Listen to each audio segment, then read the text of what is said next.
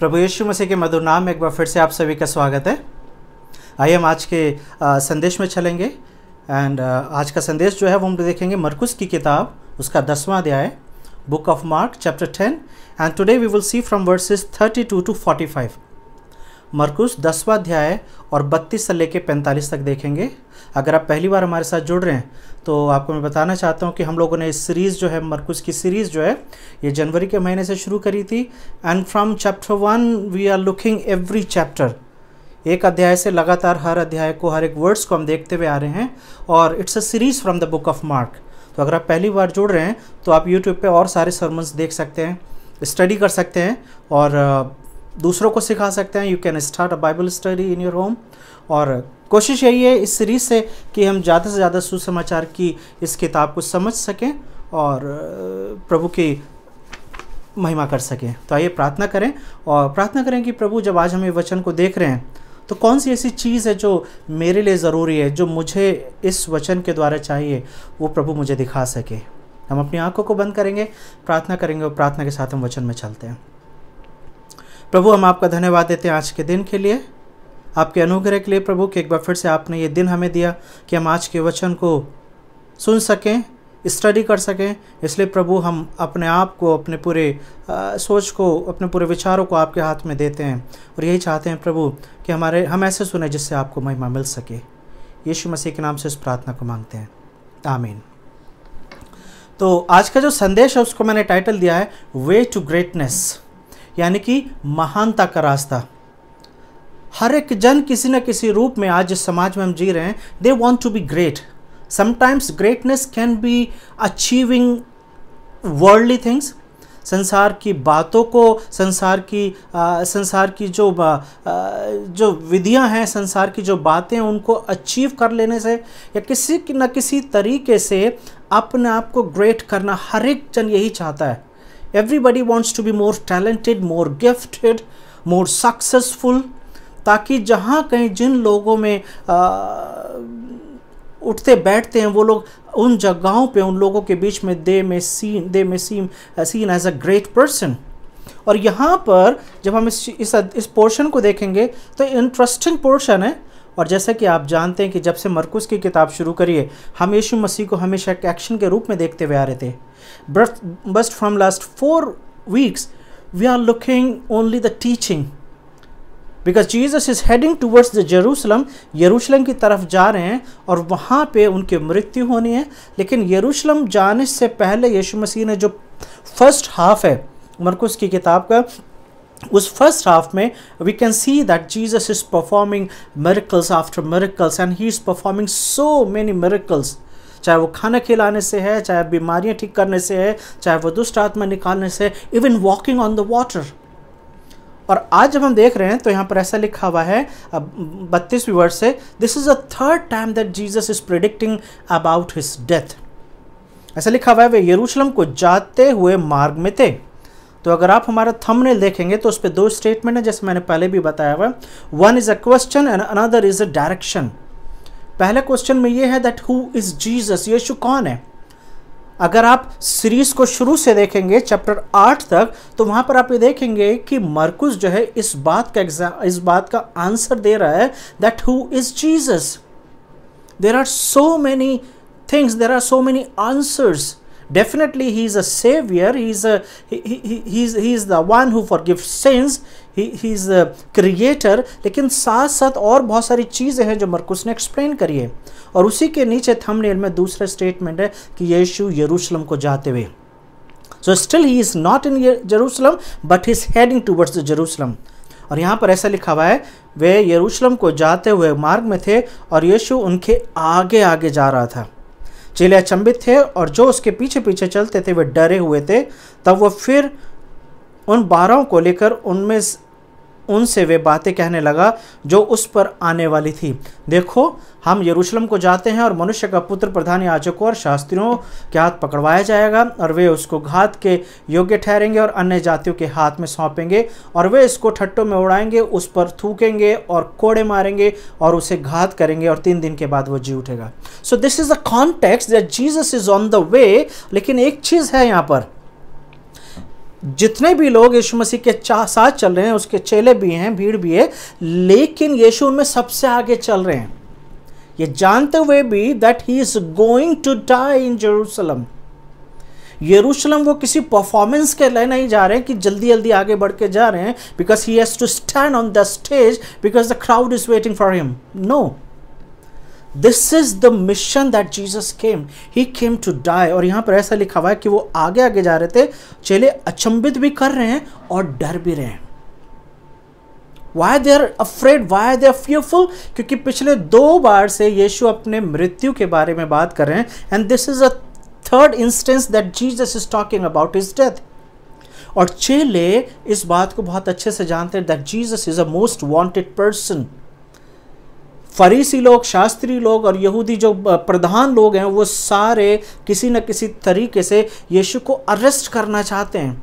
चेलों को पता है वो सारे एक्यूजेशंस जो यीशु के ऊपर लगाए गए हैं, उन्हें ये भी पता है कि किस तरीके से वो ट्रिक क्वेश्चंस करते थे यीशु के साथ, ताकि वो यीशु को पकड़वाए जा, यीशु को पकड़ें और उसके ऊपर किसी न किसी तरीके से उसके ऊपर उसको अरेस्ट करके उसको जेल में डालें।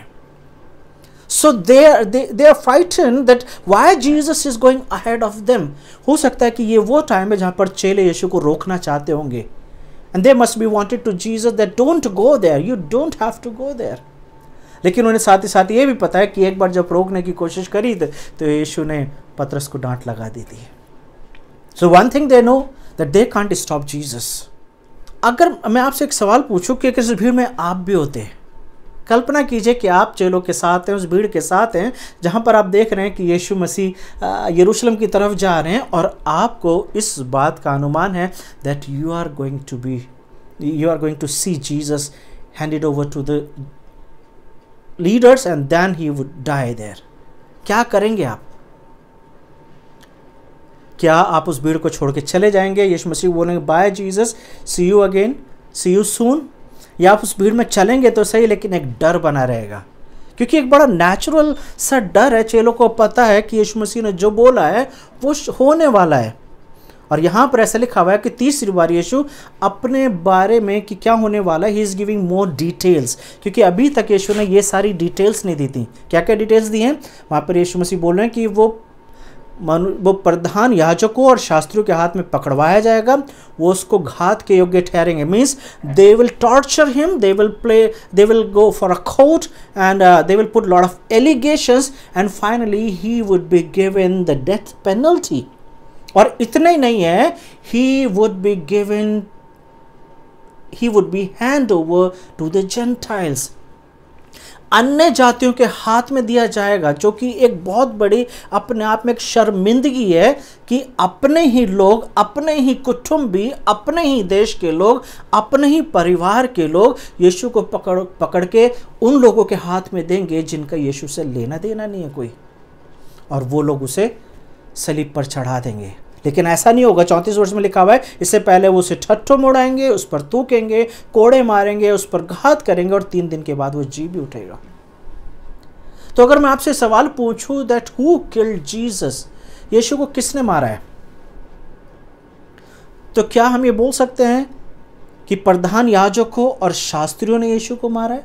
Because they were the one who arrested Jesus and they were the one who put all the allegations. और ये वो लोग हैं जिन्होंने पूरा केस बना के रोमन्स के हाथ में दे दिया, ताकि रोम जो है उस केस की स्टडी करके उसको सीधा सलीब पर चढ़ा दे।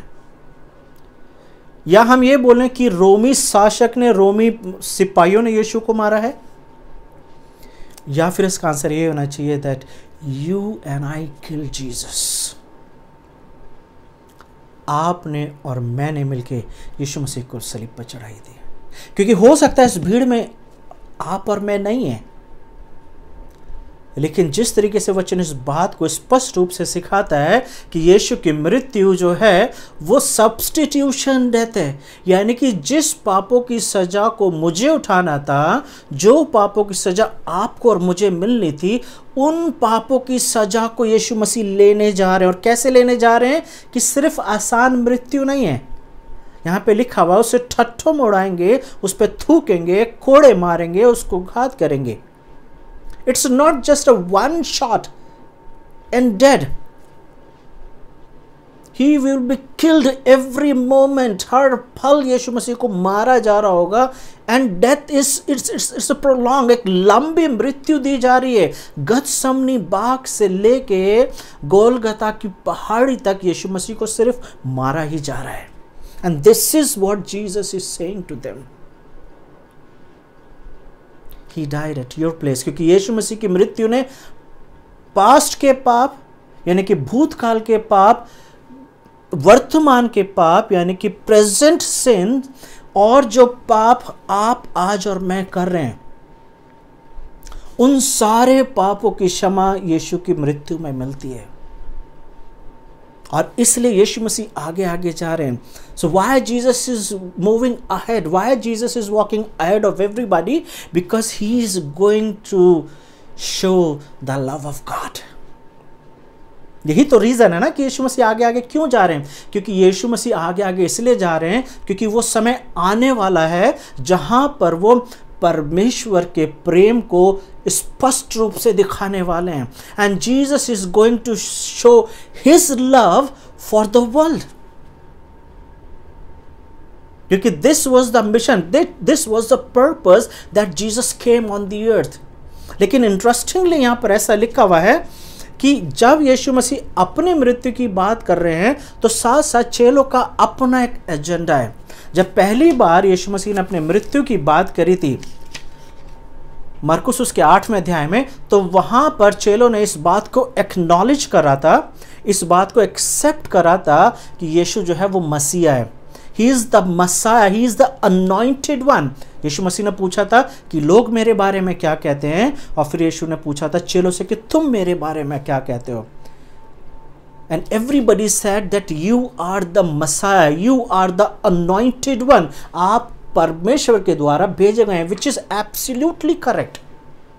लेकिन जब दूसरी बार अध्याय 9 में यीशु मसीह ने अपनी मृत्यु के बारे में बात करी थी, तो ठीक उसी के बाद चेले आपस में ये डिस्कशन कर रहे थे that who is greatest among us, हम में से महान कौन है।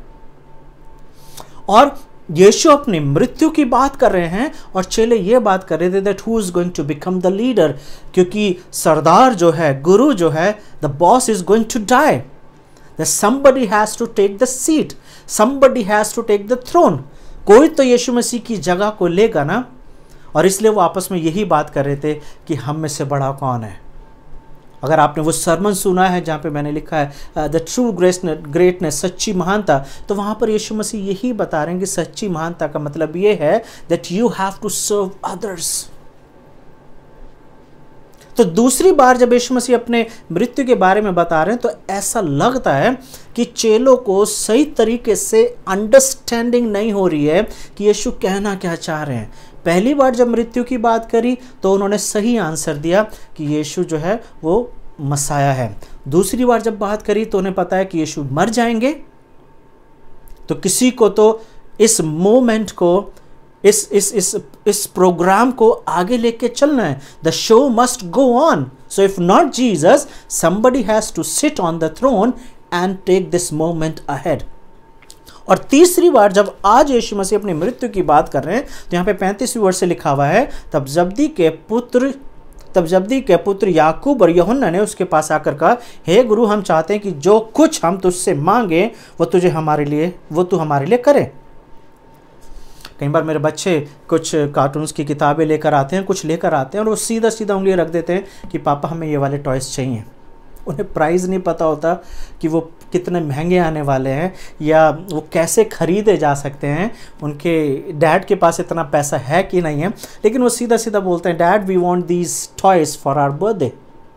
और मैं कहता हूँ ठीक है बेटा, जब आपका बर्थडे आएगा तब देखेंगे कैसे ले सकते हैं। और यहाँ पे मुझे वही बचपना सा दिखाई दे रहा है। Jesus is talking about his death and to disciples they are talking about the positions. वो कह रहे हैं कि जो हम चाहें, whatever we say you do for us. पता नहीं आप इसे कैसे पढ़ते हैं कि ये आपको रिक्वेस्ट लगता है या एक डिमांड लगती है या एक कमांडमेंट लगता है। 36 वर्ष में यीशु ने उनसे कहा, तुम क्या चाहते हो कि मैं तुम्हारे लिए करूं? What a gentle answer. और मुझे लगता है जब ये कॉन्वर्सेशन हुआ है, जब यीशु मसीह ने बोला है कि तुम क्या चाहते हो, तो शायद यीशु मसीह के चेहरे पे स्माइल होगी, क्योंकि जिस तरीके से वो यीशु को अप्रोच कर रहे हैं, यीशु मसीह ने अपनी मृत्यु की बात करी है, and they have their own agenda. और क्या है, उन्होंने उससे कहा हमें ये देख कि तेरी महिमा में हम में से एक तेरे दाहिने और दूसरे तेरे बाएं बैठे। तो तीसरी बार जब यीशु ने अपनी मृत्यु और जी उठने की बात करी है, तो अब तीसरी बार में ऐसा लगता है कि चेलों को ये बात समझ में आ गई है कि यीशु की मृत्यु होगी और जी उठेंगे। क्योंकि दूसरी बार जब यीशु ने अपनी मृत्यु की बात करी थी, तो चेले जो हैं जी उठने वाले पॉइंट के ऊपर फोकस नहीं कर रहे थे, लेकिन ये सोच रहे थे कि ये तो मर जाएगा, तो इसकी जगह पर किसी को तो वो जगह खाली जो होगी किसी को तो भरना होगा। But this time when Jesus talked about his death and resurrection, so they understood that Jesus is going to rise. तो एक चीज उन्हें जो समझ में आ रही है, जो मुझे लगता है वो यही है कि what they are thinking, that Jesus is going to the Jerusalem, और वहां पे जाके एक पॉलिटिकल एक सोशल एक वॉर होने वाली है, जहां पे रोमन्स होंगे और हो सकता है यहूदी समाज के प्रधान लोग होंगे, and Jesus is going to kill everybody. सब लोग को यीशु मसीह हरा देंगे या मार देंगे, एंड ड्यूरिंग दैट बैटल हो सकता है कि यीशु मसीह भी मर जाएंगे, but he will rise again. वो जी उठेंगे, और जब वो जी उठेंगे तो इज़राइल जो इस वक्त रोम की गुलामी में है, ये पूरी तरीके से आज़ाद हो जाएगा। और जब आज़ाद हो जाएगा तो यीशु सिंहासन पर बैठेंगे, और क्योंकि Jesus is going to reign on Jerusalem, on Israel, we also need some positions, we also need some powers to rule with Jesus. तो जो लेफ्ट और राइट बैठते हैं राजा के पास, they are basically second in command. राजा के बराबर उनके पास अधिकार होते हैं। सबसे बड़ा अधिकार राजा का है, और उसके बाद जो दाहिने और बाएं बैठते हैं उनके पास इक्वल अधिकार होता है। So what they are saying, they are asking the same authority, they are asking the privileged places, ताकि वो यीशु के साथ सिंहासन पर बैठे और पावर उनके पास हो। So this is the way they want to be great. ये वो तरीका है जिसके करने के द्वारा वो महान होना चाहते हैं। लेकिन यहां पर क्या लिखा हुआ है, यीशु मसीह ने उनसे कहा 38वें वर्ष में, तुम नहीं जानते कि क्या मांगते हो। जो कटोरा मैं पीने पर हूं क्या तुम पी सकते हो, जो बपतिस्मा लेने पर हूं क्या तुम ले सकते हो। So Jesus is talking about two things. It's a metaphor. Metaphor का मतलब है इट्स अ फिगरेटिव स्पीच, जहां पे कप की बात की जा रही है और बैप्टिज्म की बात की जा रही है। बाइबल में जब जब कप की बात की जाती है, उसका सीधा सीधा जो कॉन्टेक्स्ट होता है वो परमेश्वर का रात होता है, यानी कि परमेश्वर का क्रोध, परमेश्वर का जजमेंट, परमेश्वर का एक न्याय होता है लोगों के लिए। गतसमनी बाग में जब यीशु मसीह प्रार्थना कर रहे हैं, जहां पर उनका पसीना खून के रूप में गिर रहा है, वहां पर यीशु मसीह यही प्रार्थना कर रहे हैं कि हे पिता, यदि हो सके तो यह कटोरा टल जाए। So cup means that Jesus is going to bear, Jesus is going to face the torture, the wrath of God, the punishment of God. और punishment क्या है? The wages of sin is death. पाप की मजदूरी जो है वो मृत्यु है। ये परमेश्वर ने बहुत पहले ठहरा दी थी। अदन की वाटिका में जब परमेश्वर ने आदम और हवा को वहां रखा था, तभी परमेश्वर ने बोला था कि if you will sin you will die. और वहीं पे इस बात को बोल दिया गया था, the wages of sin is death. और वहीं पर तीसरे अध्याय में उत्पत्ति में परमेश्वर ने इस बात को भी ठहरा दिया था कि स्त्री का वंश जो है, यानी कि प्रभु यीशु मसीह के आने की बात की जा रही है, जो आके लोगों को पापों से छुटकारा देगा। So this is the cup that Jesus is going to drink. वो जो मृत्यु है, वो जो सफरिंग है, वो जो पेनफुल मृत्यु है, ह्यूमिलिएशन है, जिसके अंदर यीशु मसीह की निंदा की जाएगी, बेइज्जती की जाएगी, वो जो दर्द यीशु मसीह फेस करने वाले हैं, which is called excruciating pain, unbearable pain, Jesus is going to drink that cup. और वो यीशु मसीह पूछ रहे हैं, क्या तुम उस कप को पियोगे? And what is the baptism? कि जिस बपतिस्मे को मैं लेता हूं, क्या तुम उस बपतिस्मे को लोगे? The meaning of baptism means emerge. बपतिस्मे का मतलब है किसी चीज के अंदर पूरा डूब जाना, just immerse into the water. इसलिए जब हम बपतिस्मा लेते हैं तो इंसान पूरी तरीके से पानी के अंदर जाता है, goes deep into the water and then comes out.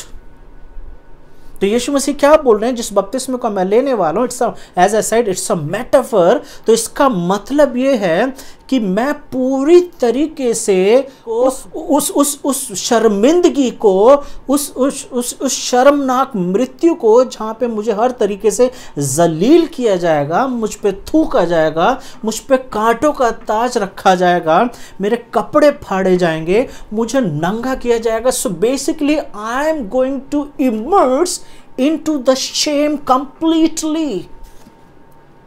मैं पूरी तरीके से पाप की सजा को लेने जा रहा हूं। And nothing will left in me, you will see the cracks in my body, because मेरा जो खून है वो बहेगा, मेरे को मारा जाएगा, पीटा जाएगा। और क्या तुम ये लेने वाले हो? 29वें वर्ष में, 39वें वर्ष में उन्होंने कहा, हमसे हो सकता है। Yes, we will do that. And we can do that. आपको लगता है जब याकूब और यूहन्ना ने इस बात का जवाब दिया कि हाँ प्रभु, हमसे हो सकता है, हम करेंगे, तो क्या वो यीशु मसीह के कॉन्टेक्स्ट को समझें? क्या उन्हें इस बात की समझ आई है कि यीशु मसीह किस चीज़ की बात कर रहे हैं? क्योंकि जो वो बोल रहे हैं वो नहीं समझे, और इस बात को हम बाइबल में बहुत अच्छे से देख सकते हैं। वो कह रहे हैं कि हम उस कप को लेंगे, वो कह रहे हैं हम उस बपतिस्मे को लेंगे, लेकिन जब गतसमनी बाग में यीशु मसीह को पकड़ने के लिए भीड़ आई, सिपाही आए, तो बाइबल इस बात को स्पष्ट रूप से बताती है कि सभी के सभी छोड़ के भाग गए। The same people, the same disciples who were saying that yes, we will take the cup and we will take the baptism you are talking about, they ran away. वो छोड़ के चले गए यीशु मसीह को, और यहाँ पर कह रहे हैं कि हम लेंगे।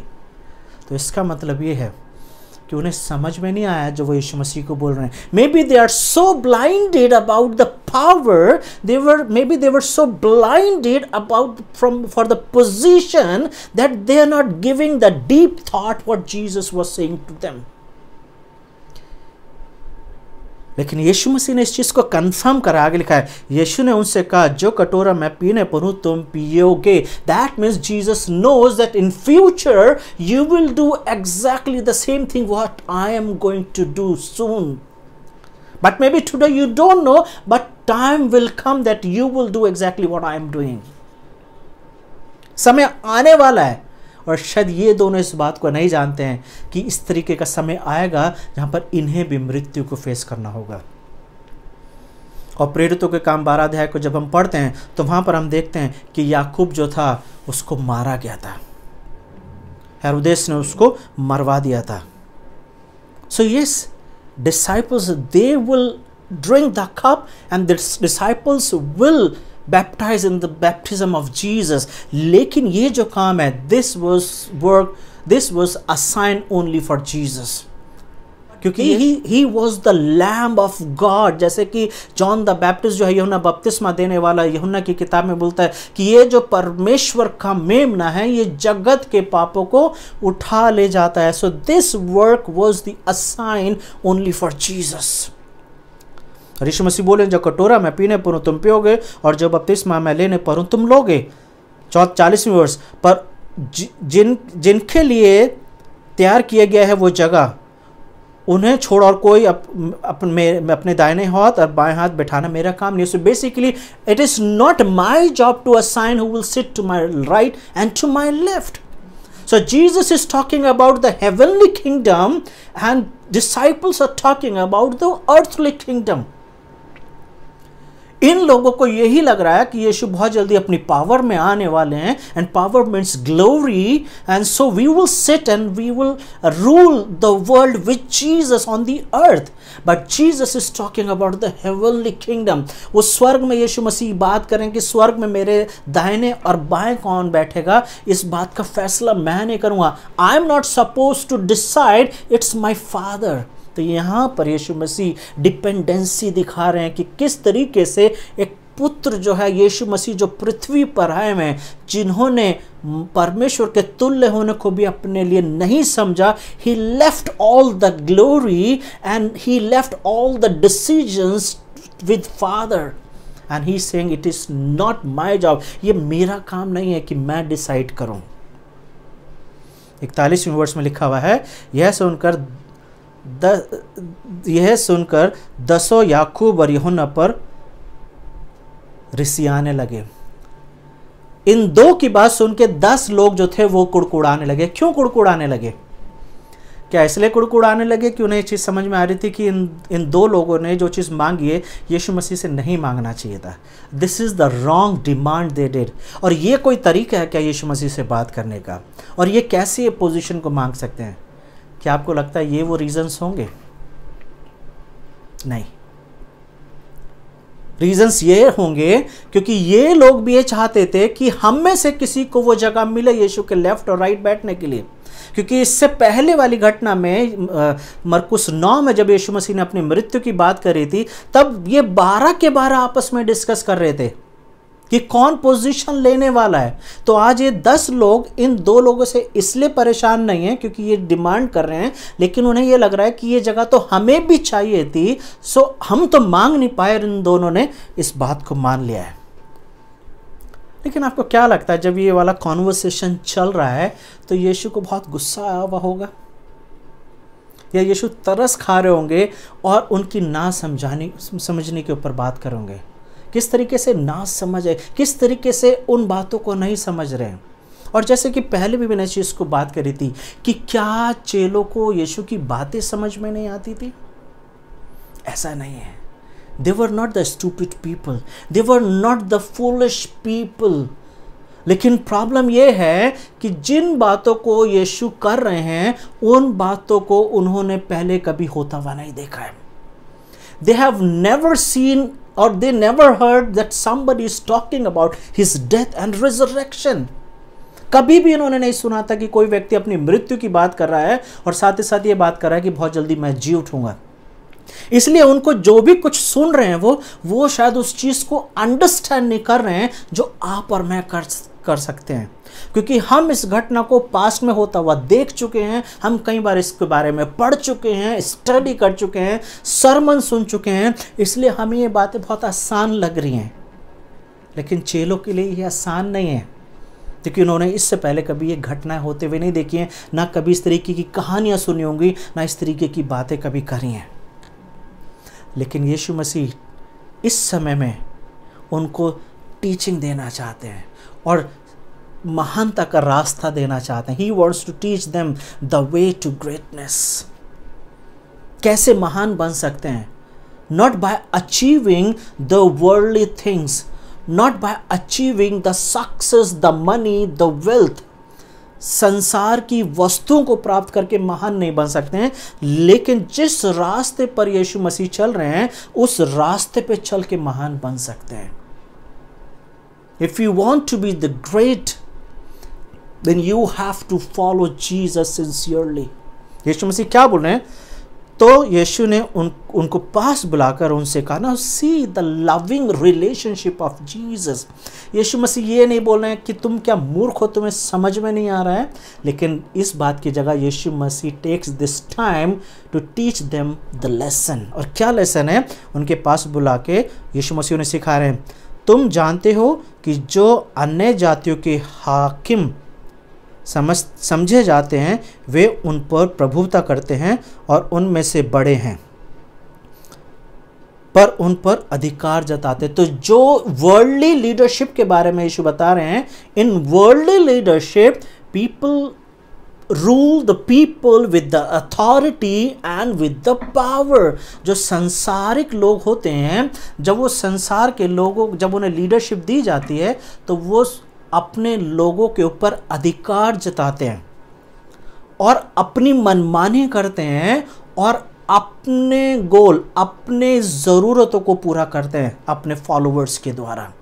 लेकिन वो बोल रहे हैं कि पर तुम 43 वर्ष में, 43 वर्ष में, पर तुम में ऐसा नहीं है, वरन जो कोई तुम में बड़ा होना चाहता है, if you want to be the great among you, वो तुम्हारा सेवक बने। If you want to be the great, then you have to be the servant. This is totally opposite of the world.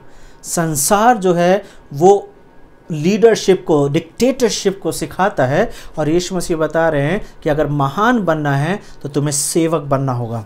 पहले भी जब यीशु मसीह ने अपनी मृत्यु की बात करी थी और जब ये लोग पूछ रहे थे कि कौन महान है, तो वहाँ पर यीशु मसीह ने यही बोला था, the first would be the last, if you want to be the great then you have to serve others. और वही चीज़ यहाँ पर दोबारा आ रही है 44, और जो कोई तुम में प्रधान होना चाहे वो सबका दास बन जाए।